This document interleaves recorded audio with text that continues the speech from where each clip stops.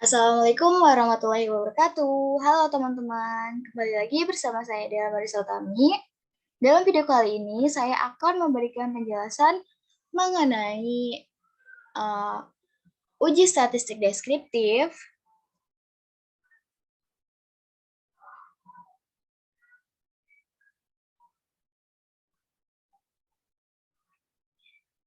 uji kualitas data yang di dalamnya terdapat uji normalitas, uji asumsi klasik yang di dalamnya terdapat uji heteroskedastisitas, uji multikolinearitas, dan uji autokorelasi. Kemudian saya juga akan menjelaskan mengenai nilai adjusted R2, uji F, dan juga uji T. Oke, lanjut. Kita langsung saja ya teman-teman. Kita akan mengimport tabulasi data sekunder tadi ke dalam SPSS. Caranya dengan klik File, lalu pilih Import Data, kemudian klik Excel. Pilih tabulasi data sekunder, dan klik Open. Oke, jika sudah muncul tampilan seperti ini, langsung klik OK. Nah, seperti ini tampilan tabulasi data sekunder yang sudah diimport ke SPSS.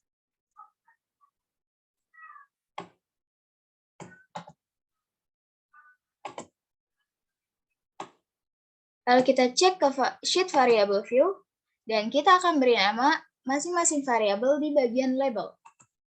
Untuk variabel X1 kita beri nama EPS, variabel X2 kita beri nama laba, variabel X3 kita beri nama aset, dan variabel Y kita beri nama ROA. Oke, jika sudah diberi nama dari masing-masing variabel, lalu kita kembali ke sheet data view. Nah, di sheet data view ini saya akan melakukan uji yang pertama, yaitu uji statistik deskriptif. Caranya dengan klik Analyze, lalu pilih Deskriptif Statistik, lalu pilih Deskriptif.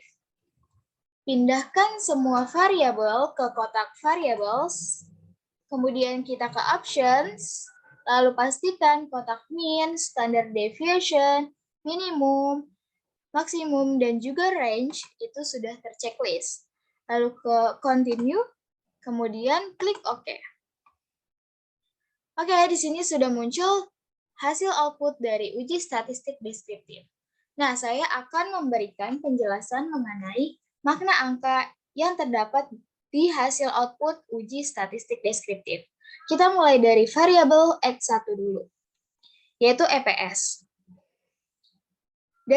Dari tabel hasil uji statistik deskriptif, dapat diketahui bahwa nilai minimum EPS sebesar 1,049 dan nilai maksimum sebesar 945,000. Hasil tersebut menunjukkan bahwa besarnya EPS yang menjadi sampel penelitian berkisar antara 1,049 sampai 945,000 dengan rata-rata sebesar 471,44 dan standar deviation sebesar 319,45.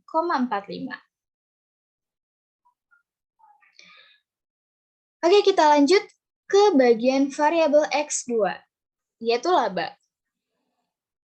Dapat diketahui bahwa nilai minimum laba sebesar 15091,763 dan nilai maksimum laba sebesar 394,985,97. Hasil tersebut juga menunjukkan bahwa besarnya laba yang menjadi sampel penelitian berkisar antara 15091,763 sampai 394,985,97. Di mana rata-rata dari laba ini adalah 261,593,73,42 dan standar deviasinya sebesar 758,3579,86. Oke, lanjut ke variabel X3, yaitu aset. Dapat diketahui bahwa nilai minimum aset sebesar 709330084 dan nilai maksimum aset sebesar 14167588840. Di mana hasil tersebut menunjukkan bahwa besarnya aset yang menjadi sampel penelitian berkisar antara 709330084 sampai 14167588840 dengan nilai rata-rata sebesar 102865911 dan nilai standar deviasinya sebesar 2468994,4. Nah, untuk yang terakhir adalah variabel ROA, di mana nilai minimum dari variabel ROA adalah 0,0186 dan nilai maksimumnya adalah 0,033883. Di mana hasil tersebut menunjukkan bahwa besarnya ROA yang menjadi sampel penelitian ini berkisar antara 0,01866 sampai dengan 0,03388. Dengan nilai rata-ratanya adalah sebesar 0,02555 dan standar deviasinya sebesar 0,00526. Dari hasil di atas dapat disimpulkan bahwa variasi data yang digunakan ini bersifat heterogen.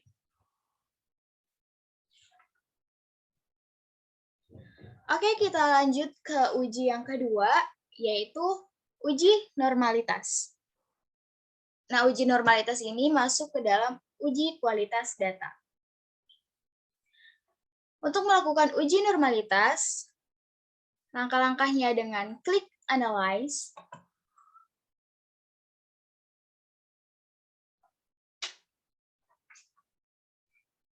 lalu pilih Regression, lalu pilih Linear, pindahkan variabel Y ke kotak dependen dan variabel X ke kotak independen. Kemudian ke bagian statistik. Untuk memastikan kotak estimate dan model fit sudah terchecklist, kemudian klik continue, lalu kita ke plots, dan checklist histogram, serta normal probability plot. Lalu continue, kemudian ke save, dan checklist unstandardized residual yang terletak di bagian kanan. Jangan sampai ketukar ya teman-teman. Lalu klik continue, kemudian klik OK.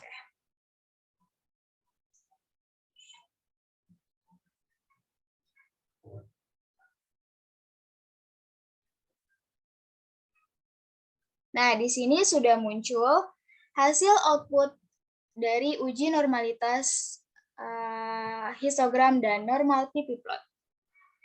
Di mana berdasarkan gambar chart normal pp-plot ini, penyebaran data masih berada di sekitar garis diagonal. Jadi ini garis diagonalnya teman-teman. Dan bulatan-bulatan ini masih menyebar di sekitar garis diagonal. Oke, kita minimize. Kemudian kita akan melakukan uji normalitas one sample Kolmogorov-Smirnov. Caranya, dengan klik Analyze, lalu non-parametric test, lalu pilih Legacy Dialog, kemudian pilih one sample KS. Pindahkan unstandardized residual ke kotak tes variable list, lalu klik OK. Nah, teman-teman, di sini sudah muncul hasil output one sample Kolmogorov-Smirnov test. Dilihat dari nilai signifikansinya itu adalah 0,168. Yang artinya Data terdistribusi secara normal karena nilai 0,168 ini sudah lebih dari 0,05. Hal ini menunjukkan bahwa model regresi dari data sekunder yang saya punya ini telah memenuhi asumsi normalitas.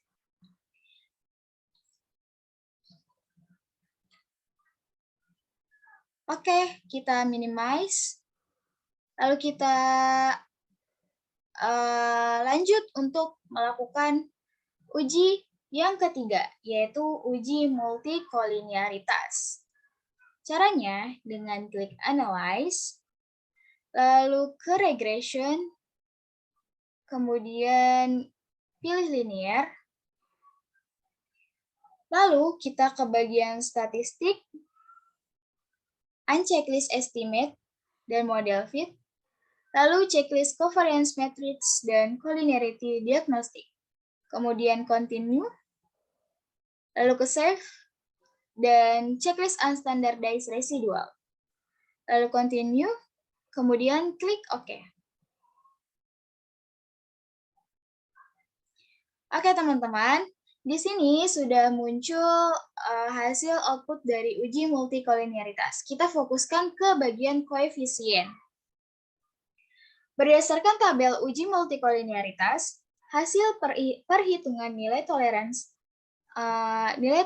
ini menunjukkan bahwa semua variabel independen atau semua variabel X memiliki nilai toleransi lebih dari 0,1, yaitu 0,623 untuk variabel EPS, 0,300 untuk variabel laba, dan 0,404 untuk variabel aset.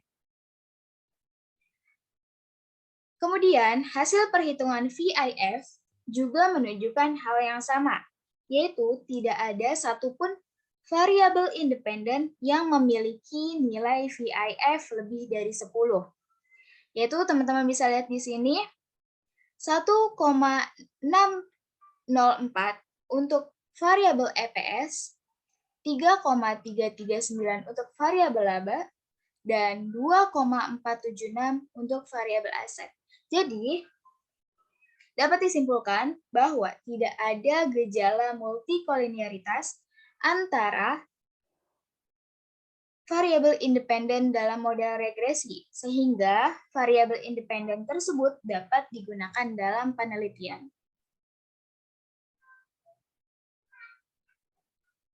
Oke, lanjut. Kita minimize. Kemudian, kita lakukan uji yang keempat, yaitu uji heteroskedastisitas. Caranya dengan klik Analyze, lalu pilih Regression, lalu pilih Linear, kemudian kita ke bagian Statistik. Unchecklist Covariance Matrix dan Collinearity Diagnostic, lalu Checklist Estimate dan Model Fit. Kemudian Continue, lalu kita ke Plots dan isi bagian Y dengan S-Receipt, dan bagian X dengan Z-Pred. Kemudian unchecklist histogram dan normal probability plot. Lalu Continue, kemudian kita ke Save dan checklist unstandardized residual. Lalu Continue, kemudian klik OK.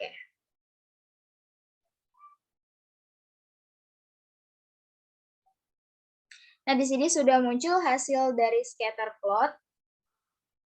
Di sini teman-teman bisa lihat bahwa hasil pengujian seperti yang ditunjukkan pada chart scatter plot ini tidak ada pola yang jelas, serta titik atau bulatan-bulatan ini menyebar di atas dan di bawah angka 0 pada sumbu Y. Jadi teman-teman bisa lihat bahwa bulatan-bulatan ini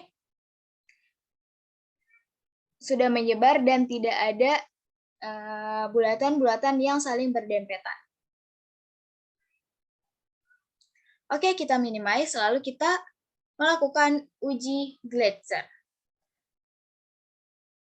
Klik transform, lalu compute variable, isi bagian target variable dengan ABS res, dan isi numeric expression dengan klik arithmetic, lalu klik ABS, dan pilih unstandardized residual yang kedua. Kemudian klik OK. Lalu akan muncul bacaan compute ABS res 2 execute. Kemudian kita minimize lagi, lalu ke analyze, regression, dan pilih linear. Keluarkan variabel Y dari kotak dependent dan masukkan ABS res ke kotak dependent. Kemudian ke plots dan keluarkan srecit dari kotak Y dan zpred dari kotak X. Lalu continue. Kemudian langsung klik OK. Oke teman-teman, di sini sudah muncul hasil dari uji Glatzer. Kita fokus ke bagian koefisien.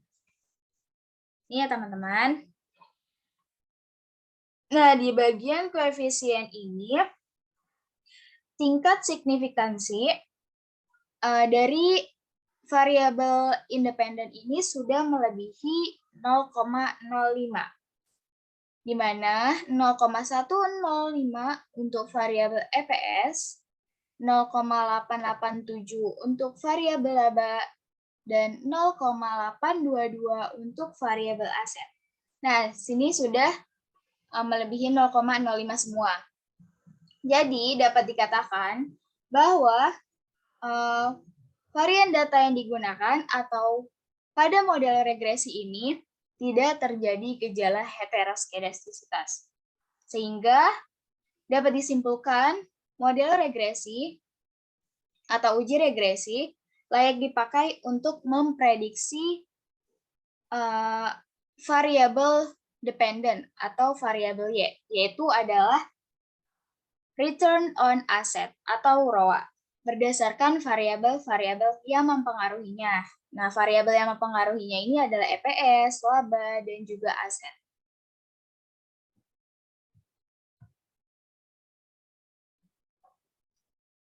Oke, kita lanjut ke uji yang selanjutnya, yaitu uji autokorelasi. Caranya dengan klik Analyze, lalu Regression, lalu pilih Linear, kemudian keluarkan ABS res ini, lalu masukkan kembali variabel Y ke kotak dependent, lalu ke statistik, kemudian checklist Durbin-Watson, lalu continue, kemudian ke save dan checklist unstandardized residual, lalu continue, kemudian klik OK.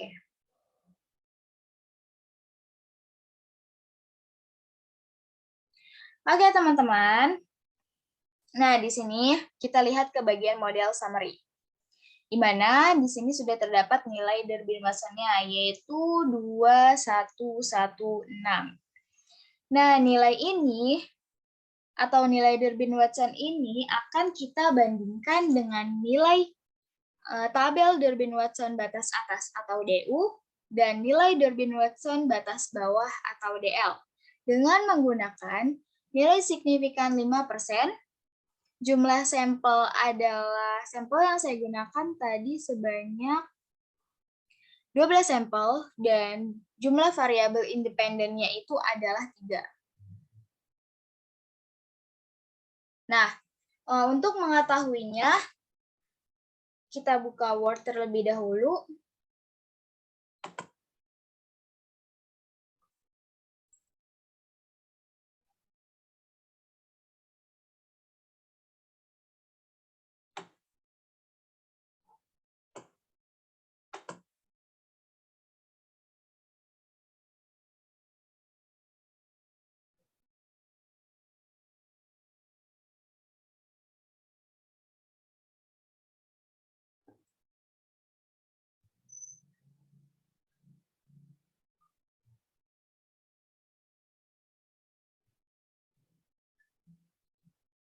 Di Words ini kita masukkan nilai DW yang sudah didapatkan tadi. DW-nya adalah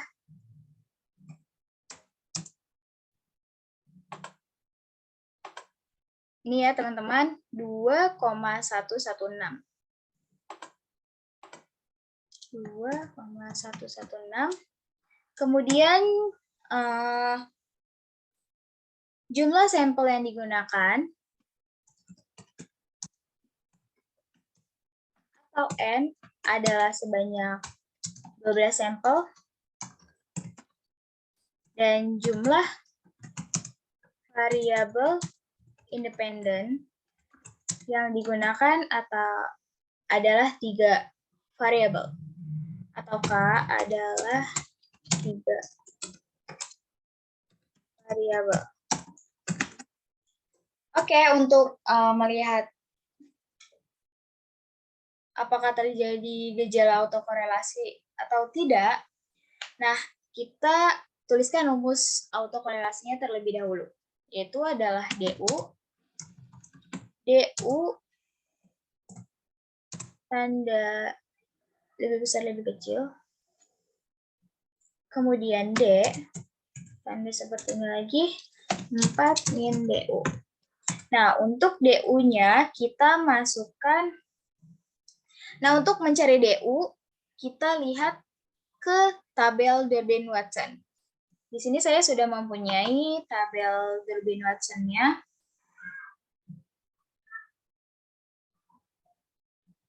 Nah, di sini.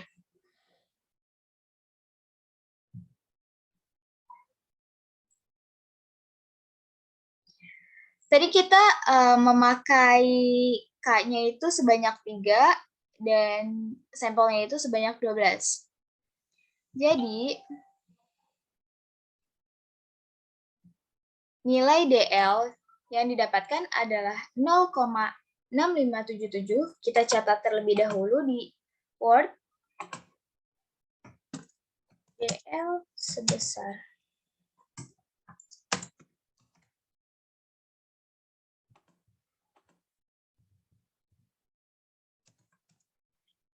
0,6577, kemudian nilai DU-nya adalah sebesar 1,8640.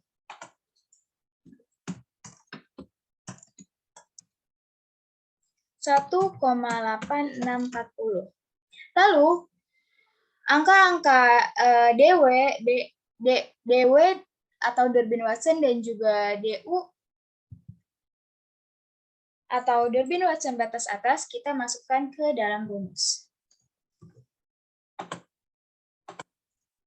DU-nya adalah 18640.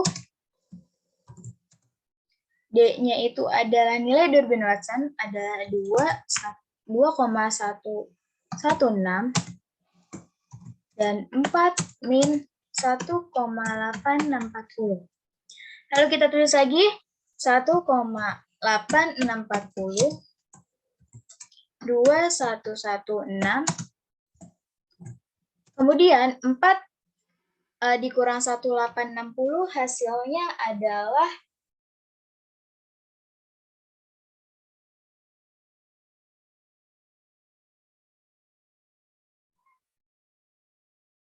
2,136. Nah, jadi untuk membaca rumus ini adalah seperti ini, teman-teman. Apabila nilai D lebih besar daripada nilai DU, maka tidak terjadi autokorelasi positif.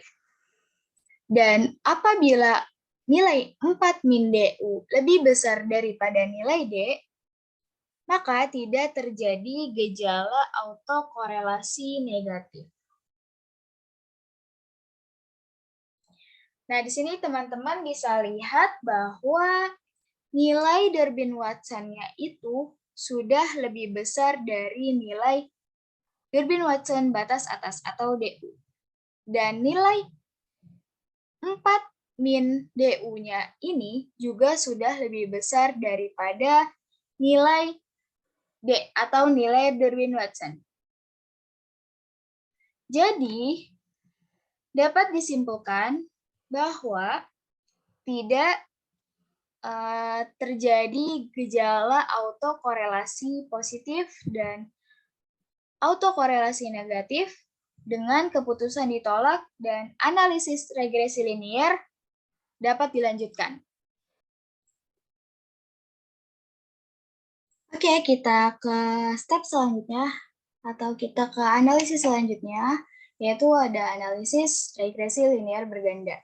Nah, di dalam analisis regresi linear berganda ini terdapat 3 uji. Yang pertama itu ada uji R-square, yang kedua ada uji F, dan yang terakhir ada uji T. Nah, lalu untuk melakukan analisis regresi linear berganda ini, langkah-langkahnya dengan klik Analyze, lalu pilih Regression, lalu pilih Linear. Pindahkan variabel Y ke bagian dependen dan variabel X ke bagian independen. Lalu ke bagian statistik dan checklist estimate serta model fit. Lalu continue, kemudian klik OK. Oke, di sini sudah muncul hasil dari regression yang terdapat 4 tabel. Ada model summary, ada ANOVA, dan juga koefisien. Untuk yang pertama, saya akan menjelaskan mengenai nilai R pangkat 2 atau nilai R square. Di mana teman-teman bisa lihat bahwa di sini nilai R square-nya adalah 0,968 atau 96,8%. Nilai R square yang diperoleh ini memiliki artian bahwa X1, X2, dan X3 dalam model regresi sebesar 96,8%.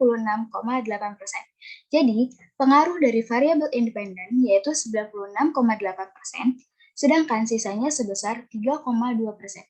Nah, 3,2% ini saya dapatkan dari 100% dikurang dengan 96,8%. 3,2% ini akan dijelaskan oleh variabel lain yang mempengaruhi Y yang tidak digunakan dalam penelitian. Sedangkan jika dilihat dari standard error of the estimate, di sini teman-teman bisa lihat bahwa hasilnya adalah 0,0011.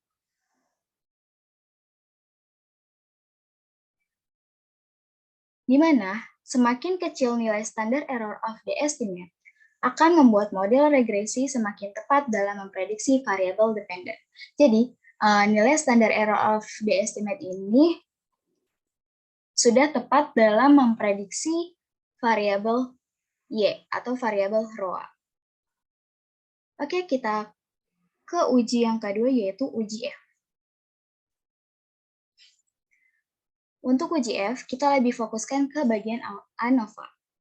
Di mana di sini sudah terdapat nilai F hitung adalah 79,523.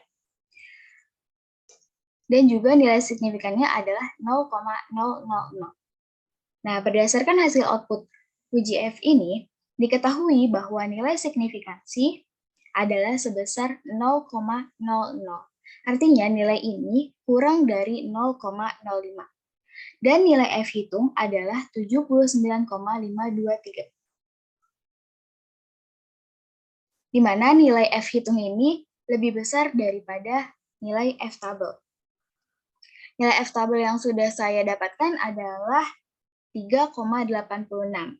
Artinya, dapat disimpulkan bahwa model regresi diterima, yang berarti terdapat pengaruh positif variabel X1, variabel X2, dan variabel X3 secara simultan terhadap variabel ROA atau variabel Y.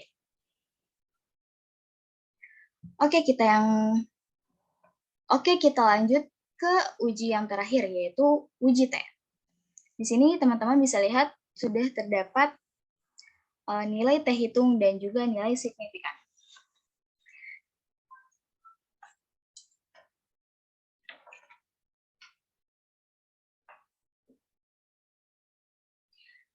Nah, kita lihat ke bagian signifikan. Untuk variabel X1, nilai signifikannya adalah 0,538, yang berarti nilai 0,538 ini sudah lebih besar daripada 0,05. Maka dapat disimpulkan bahwa variabel EPS atau variabel X1 tidak signifikan terhadap variabel ROA, sehingga hipotesis yang pertama atau hipotesis untuk X1 ini ditolak. Selanjutnya, nilai signifikan untuk variabel X2 atau laba adalah 0,000, yang berarti nilai ini kurang dari 0,05. Maka dapat disimpulkan bahwa variabel laba atau variabel X2 memiliki pengaruh signifikan terhadap variabel ROA, sehingga hipotesis untuk X2 ini diterima. Dan yang terakhir yaitu adalah nilai signifikan untuk variabel X3 sebesar 0,000. Nah, nilai ini juga kurang dari 0,05. Maka dapat disimpulkan bahwa variabel aset atau variabel X3 memiliki pengaruh signifikan terhadap ROA atau variabel Y, sehingga hipotesis untuk X3 diterima.